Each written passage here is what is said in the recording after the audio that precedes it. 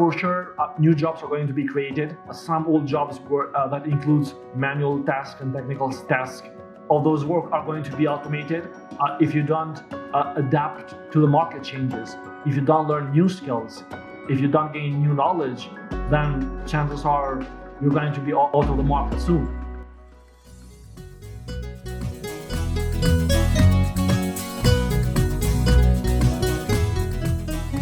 Hi, welcome back to another episode of SEO On-Air. I'm your host, Aaron, and today we have Faton Sopa, co-founder and CEO of Manaferra. We talk about how to start an agency, how to grow leads and improve scalability, and how AI is changing our marketing landscape. I hope you enjoyed this episode. Who exactly was Faton before Manaferra? How did you kind of get to this point? Everything started when I was about 14. So like 2004 or something like that, where I started using computer and I saw the magic of things that can be done through the computer. I tried different things. I started from mixing music. I was kind of DJ for a short period of time. Then I went into 3D modeling. I understood that's not for me. Then I moved to graphic design. The graphic design was really fun because I learned a lot of stuff there. And that's where I got my first $20 from. And I said, okay, so I can make money out of this. And then I went more into design, or learned Photoshop and tips and tricks and stuff. And I still use some of the knowledge and skills that I've gained from that period of time. And then I was really curious about websites, how they work.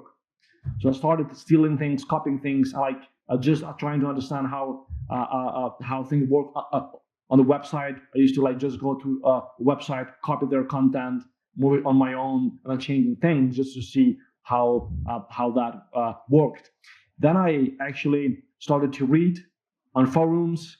I started to experiment more. I started to build some of my own projects on the side. And remember, this was me in our high school. Right. So that was really a period where I had to understand who am I and what I want to do with my future, and not that everything was clear back at that point, and something became clearer as I grew up. Then actually started college, and that's where I started my first job. But before going into that, I would take a step back and tell you how I got my first web project. It was a local TV, and actually it was a family member, a cousin, working on that TV, and they saw me working on a website, a testing website, and said, "Okay, my owner is looking to build a website. Do you want to talk to him?" I said, "Okay." So we went for a coffee and business meeting, and he was saying "Can you? I have teletext." There was something called teletext years before, where the audience will only read news as text on their TV before smart TV were a thing. And it was asking, I just want to upload text files to a server, and I want the website to be maintained by itself, all the news, the homepage, the images, everything. And it was can you do that? I said, yes. I had no idea what he was talking about, not at all. Then I went back home. I stayed late up till 4 a.m. and I found the solution. Right. I figured out how to do that. Then tomorrow I gave them a call and say, let's start. That was my first project. And what was interesting though is that I met this guy for the first time after 17 years. I met him last year in New York, and he didn't recognize me at the first glance. But once I told him who I was, said, "Oh, you're that guy.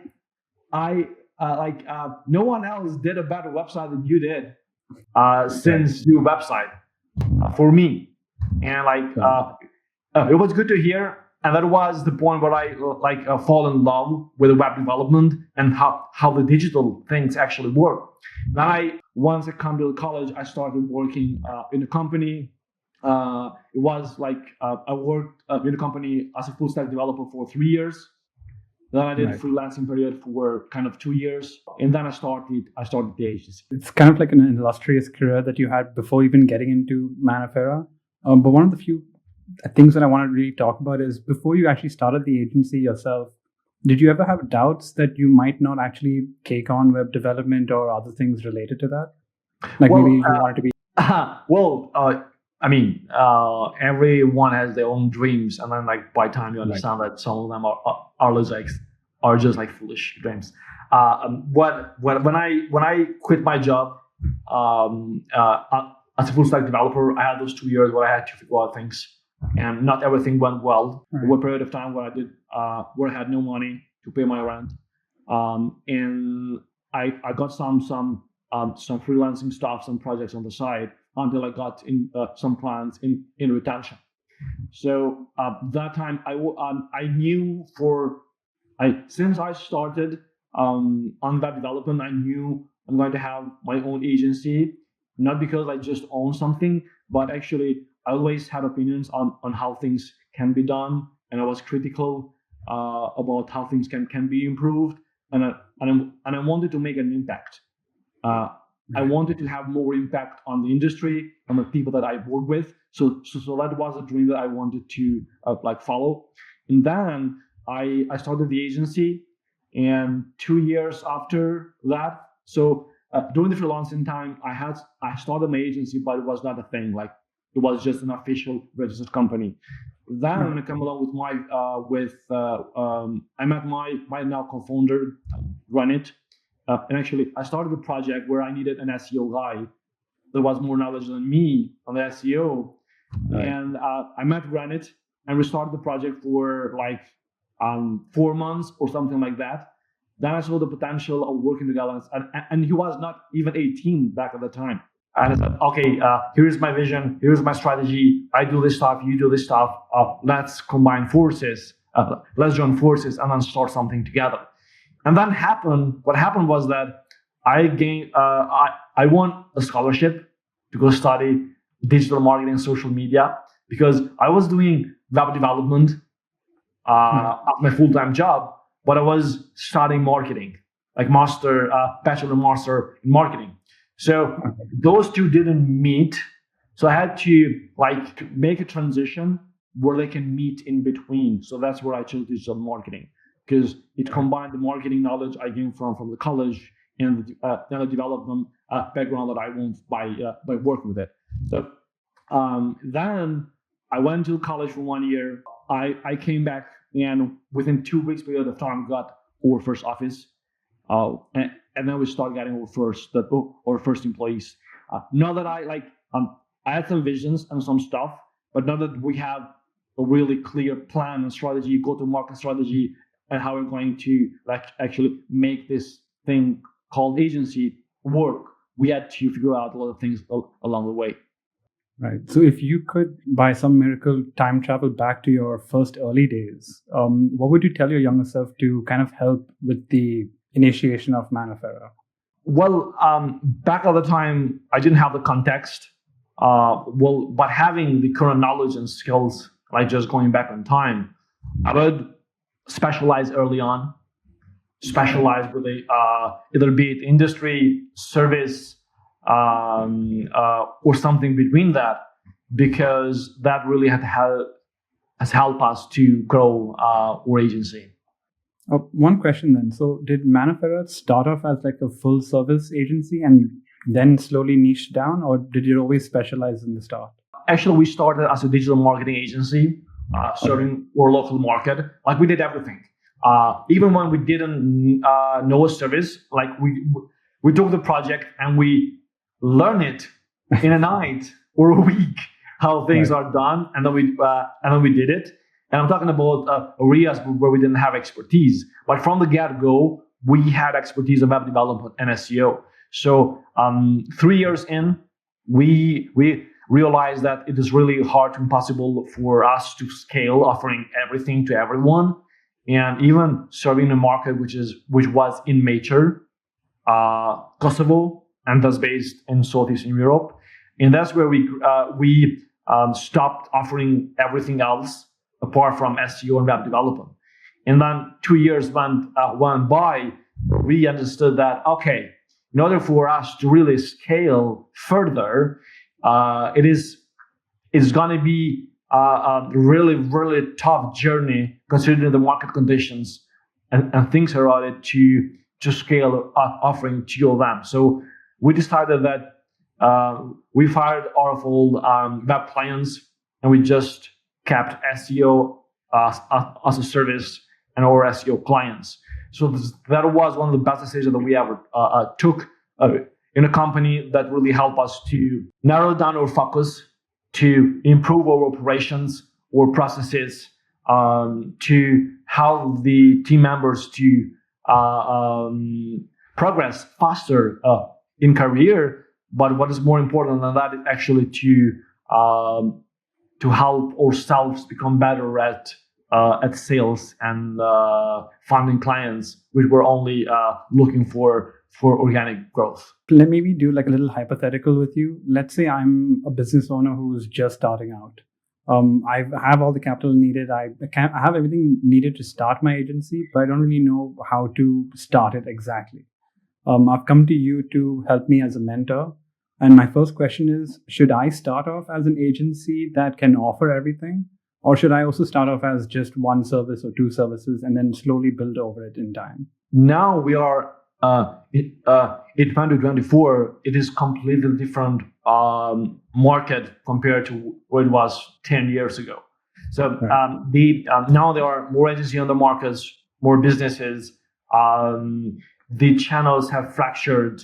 New channels have come into play. So by now there are a lot more major companies who are looking to grow their business, whether it be it omni-channel, different channels, or on a specific channel. So whether you start offering all of our services or one service, that depends on your experience before, on your network, on the people that you can hire, on the business that you can bring, on the market that you are targeting, and the service as well. So if you have experience on a specific industry and you have the money, but you don't have SEO knowledge, then maybe the best thing would be to actually go talk to SEO experts and go hire the best experts that are available to you, and then be really good at sales. Then once you figure out sales, you will find a way to figure out operations side. Right, like it'll kind of happen one after the other naturally.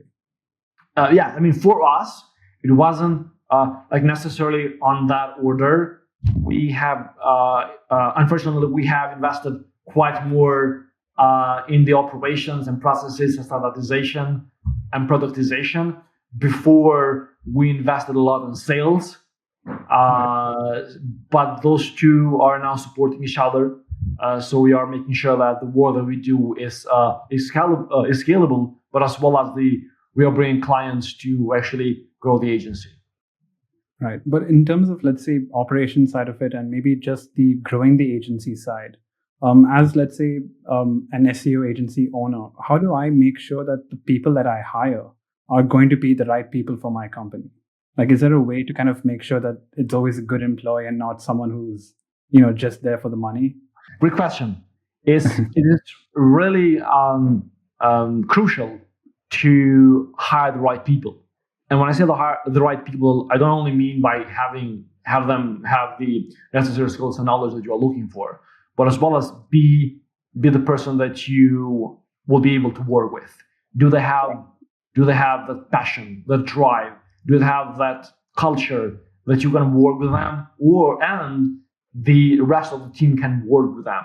Do they bring that positive energy to the team that they will be able to work together and do things that maybe were not possible before they were hired? So even if someone is really, really great at what they do, if they're not good fit about the agency culture, then chances are very likely that anytime soon that hire will turn out to be not a good choice. So it is really important to keep the right balance between the quality, but as well as the culture, because I don't see those things not going with each other. Is there any way that you guys do it specifically? If you don't mind giving us an insight of that. Yeah. Like So how do you guys do it? We have quite a process for the people that we hire. That process goes with start with the applications, and then with testing, and then with the first interview where we discuss the knowledge and the skills, etc. And then with another interview where we discuss the cultural part in order to make sure that we are a good fit. And then depending on the role, depending on the on what they will be working with, who they are expected to work with, we might have a third interview as well. For us, it is really important to make sure that we are taking the right decision, and we usually bring the people that are going to work with that candidate in interview, so they can judge by themselves if they are that kind of person that they can work with. What is their past? What is their behavior? What's their approach? What's the energy that they bring on the table? And is that something that you're going to work with for the years to come? Yeah, I feel like a lot of times most people just be like, hey, can you do the job? Or cool, you're hired. And they don't really look past how they can impact the rest of the team or the rest of the productivity side of it.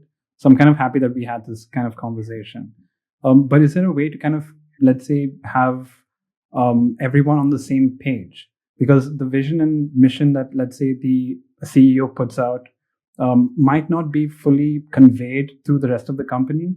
So is there a way that you guys kind of keep everyone on the same page when it comes to what you guys want to do in the future?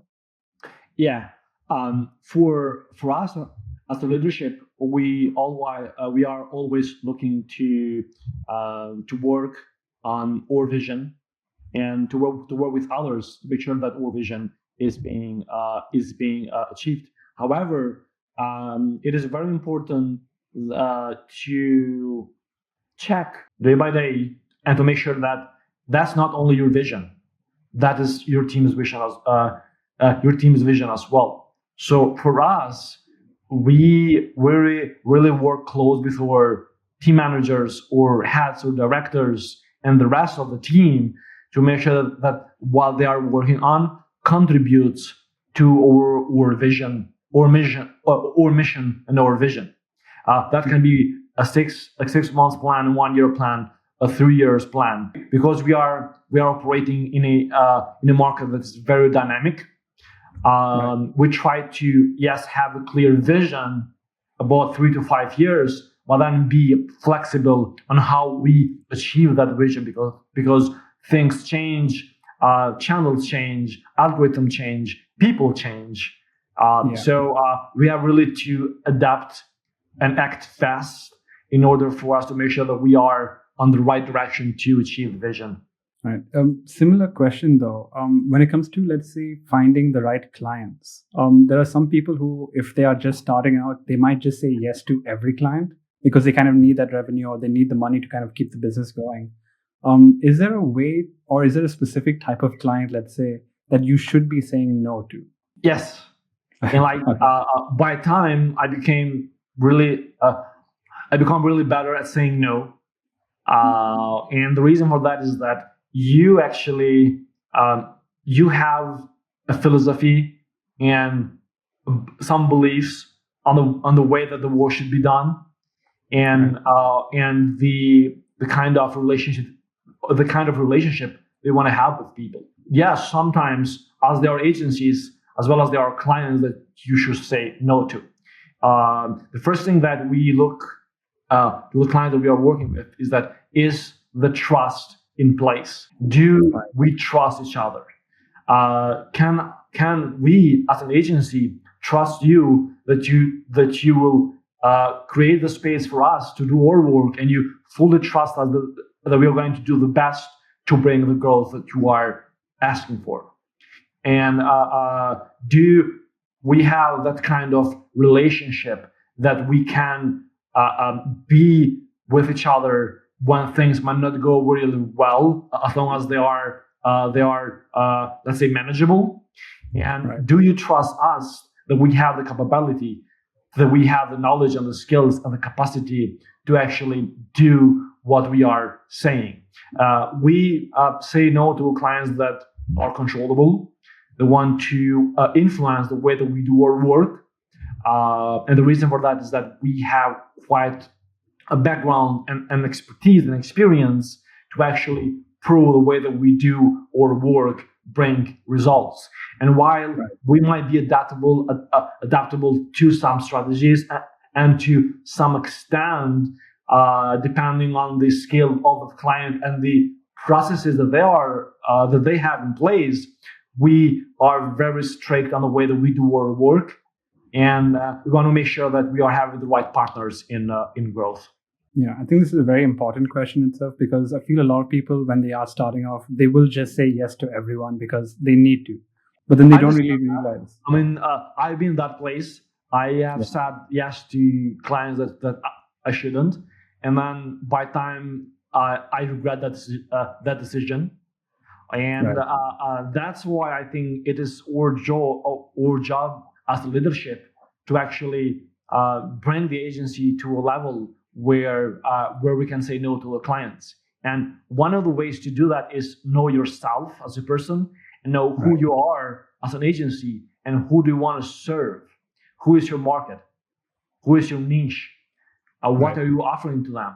So as long as you know yourself, your agency, then you are able to say no to a client that you don't want to work with, or that you see that you don't have the same vision about where a project is going to go or how that's going to work.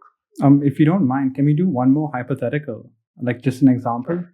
If I was a potential client that came to you to say, hey, I need some help with SEO, how would that conversation go about between you and me as a client and a company?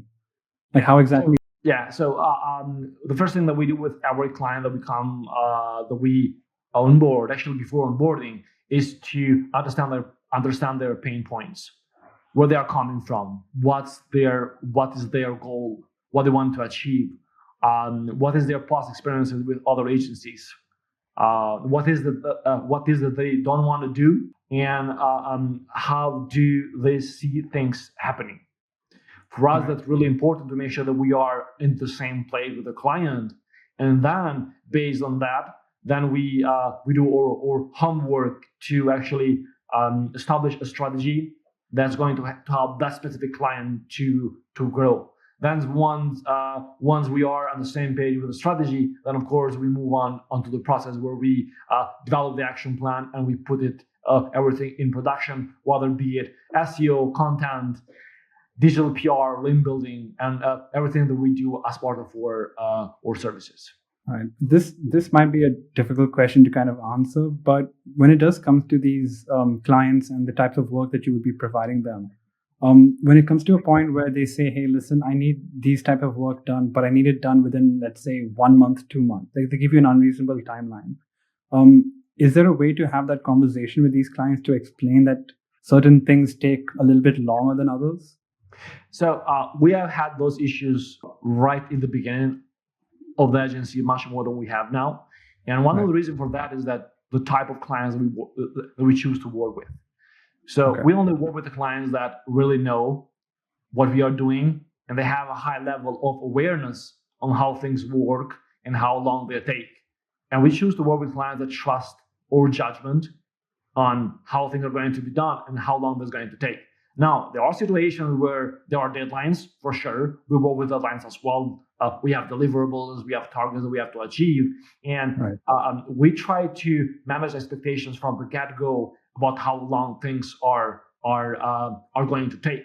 And by any chance, if we have some requests that don't seem reasonable in terms of the timeline, we try to talk to a client that what it is requested requires this amount of work and this analysis, and the data shows us that this will take this amount of time.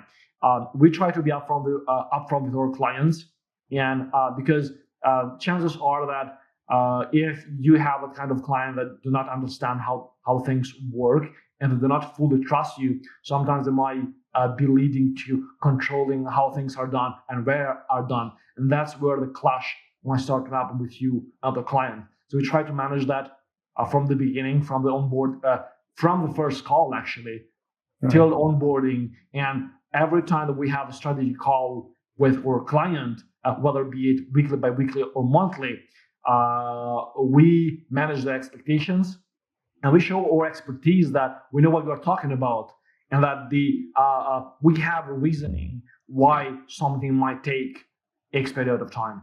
Yeah, and I think both of us know that SEO is always a marathon and not a sprint. So when we do get clients that say, hey, listen, we need it done ASAP, we should be able to tell them, hey, listen, this is how it should be working out and this is how long it will take. We can probably get it done within that time, but it might not give you the same, let's say, results. Yeah. So, well, while SEO, it is, we as SEOs, we work to impact the results on a channel that we don't have full control over.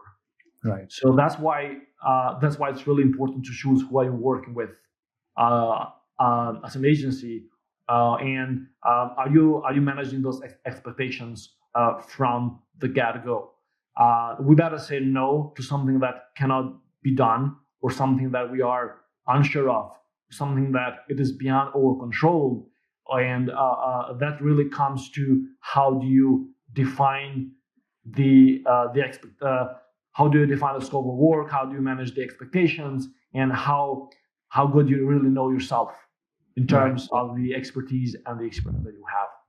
Yeah, because if you as an agency owner don't really know a lot about yourself or your own agency, you'll pretty much say yes to everyone, and then at some point you'll be wondering why it's so too busy to actually take on actual projects that way. Well, yes. I mean, there are a lot of prices to pay for that. And I'm talking from experience, and that happened for us, especially in the beginning, where we were very small. We needed money, and we had to say yes to everything. But we paid high prices for that, and we learned the lesson, and we try to be very careful on the way that we do the work and the way that we manage the relationship with our clients. But we've talked a lot about your SEO agency and how the process kind of does, but we talked about it very generally. Since there are thousands of SEO agencies trying to offer the same kind of services, how would you say yours is a bit different, or how do you say that yours does things differently? Manaferra actually currently runs as a group where we are with one business. With Manaferra, we are specialized on only working with higher education. And that means colleges, universities based in the US. That's the only thing that we do. And then we have Superlinks, where we are positioned with a service. So Superlinks is a content marketing agency that produces linkable assets that helps clients to get links passively and to increase their organic traffic and leads to their website. So we are specialized on that.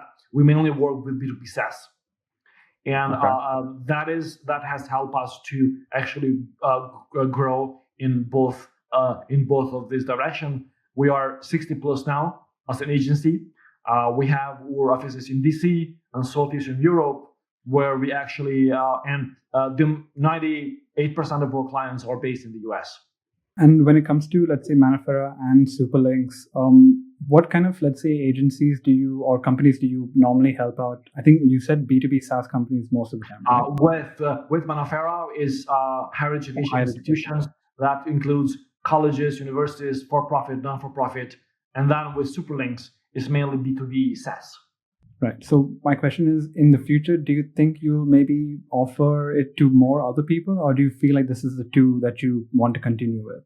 Actually, with Manaferra, with the higher education part, I think that's settled. Like that's who we're going to serve. With Superlinks, we don't know the future, but I am fond of specialization, to specialize on a specific niche, industry, sub niche. So as we learn more about the market, we might be specialized even more into that. But one thing for sure is that what differentiates us from the rest of the link building agencies there is that we put more emphasis on the results our work brings in, rather than just selling links as a link building vendor. And what what differentiates us from the rest of agencies is that we are able to produce really top-notch content that bring links and that get coverage from really high authority websites that make a difference, or client websites. So instead of just being a link building vendor, we just sell links from link farms of guest posts or strategies more into content research and production phase part, and then the manual promotion of the content that we produce. Yeah, you're not just giving, let's say, links, you're adding a lot more value to that link as well. So I think that kind of definitely differs from the other link building agencies that just provide a link. One other question is, when it comes to AI though, do you feel like that's something that you can include in your services at some point? Not as a service to provide AI, but more of like using it to help better your tools? Well, we use AI to improve some of our internal processes, but we have no intention to sell it as a service, nor that we use AI to deliver full service. There are specific parts of the processes where we might use AI to speed up something, to make analysis, to write some formulas, or to help us do a task that manually might take much more time than ChatGPT will be able to do. But we are very careful in the way that we use AI, and the reason for that, especially on the content side, is that is what differentiates us from the rest of the agencies: the ability to produce high quality content. And while everyone can use ChatGPT to produce mediocre content, but for us to produce top-notch content that people want to link, that's where our expertise comes in, and that's where our experts really have that experience to be able to produce content that is really meaningful, that you are unable to do with ChatGPT or any AI tool, or produce that original content with the data that no AI tool can do. Yeah, I feel like since the emergence of AI, everyone has become an AI pro, where they can just create content from scratch and they're all just putting it out there. But like you said, it kind of gives you the very mediocre type of content, and you actually need a human to make it more polished.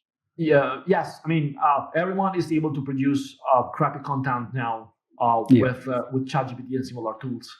But then your results are going to be crappy as well. Chances are that your results are going to be crappy, especially after search engines have become quite smarter into understanding the content that is not helpful. I mean, there is still a way to go for them to understand it better, but we have dozens and hundreds of examples where sites have been penalized because of their low quality content. Yeah, I'm testament for that. I created an entire website using AI where I only put AI content on it, and I think in the first month it did amazing. Yeah. But AI content again and again and again, the second month, third month, it died. So there needs to be at least 80% human involvement when we are using that AI tool, so that we can continue to create unique pieces of content. Yeah. What are your thoughts on AI in general? Like, do you feel it's something that can actually help all of us, remove some of the menial tasks, or do you feel at some point it might be Skynet and Terminator? Well, AI is revolutionizing the way that we do our work, and it is having a really high impact on different industries. We don't know what we don't know at this stage. It is still under developing, but we are seeing really ways how AI, especially tools like ChatGPT, are helping different set of jobs to make their work more efficient, starting from helping you to do a small task to automation. And we ourselves are using this to speed up some of our internal processes, but we don't know what the future brings. And I'm quite sure that the future looks bright if we are really careful on the way that we use AI. And there are going to be really rules and policies and the way that AI works, the way that the content that it's used to be trained with, and what you can do with AI. and there is still a long way to go for that to establish as a market. But I think since the invention of the not the internet but the web, I think AI is actually the big thing, and the impact that it is having on many industries is evident. Yeah, and I hope that it continues this way itself, and more people kind of feel the same way that you do, where it is going to be a brighter future and not a Terminator future where we have to worry about the robots taking over. For sure, new jobs are going to be created.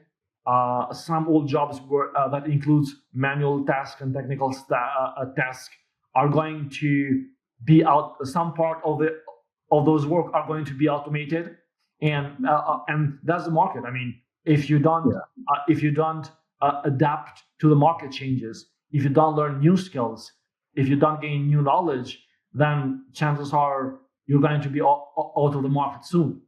So some jobs are going to be replaced by AI, but a lot of new ones are going to be created. So I truly believe that balance is going to look positive. Yeah, one thing that we normally told a lot of people is that if you have to worry that your job will be replaced by AI, you need to start learning AI. Yeah. Because I mean, again, if you don't really embrace the change, you're going to be left behind and you'll become outdated. So you need to kind of embrace it, move along with it. Imagine if the internet, when it kind of started off and they were like, oh, we'll stick to our billboards and our TV ads. It would have been a completely different marketing world altogether. Yeah. Great. The last kind of question that I have for you isn't really much of a question. It's more of like a promotion for yourself. If you had 2 minutes to talk about yourself and Manaferra and Superlinks as well, as just like a promotional piece, what would you say exactly? Yeah. Hi, I'm Faton. I run Manaferra and Superlinks. Manaferra is specialized in SEO for higher education, and Superlinks, where I'm more engaged on a daily basis, helps B2B SaaS to increase their organic traffic through high quality content and links. But thank you so much for this chat, Faton. It's been really great. I'm kind of happy that you answered everything right to the point. I didn't have to ask further questions. You gave me the exact answer I was looking for. So I'm so glad that we had this chat. And again, thank you so much for being on the show. And thanks for having me. It was really a pleasure talking to you. And I hope people find this helpful. Thank you. Thanks for watching that episode. I hope you enjoyed. For more videos like this, make sure you like and subscribe.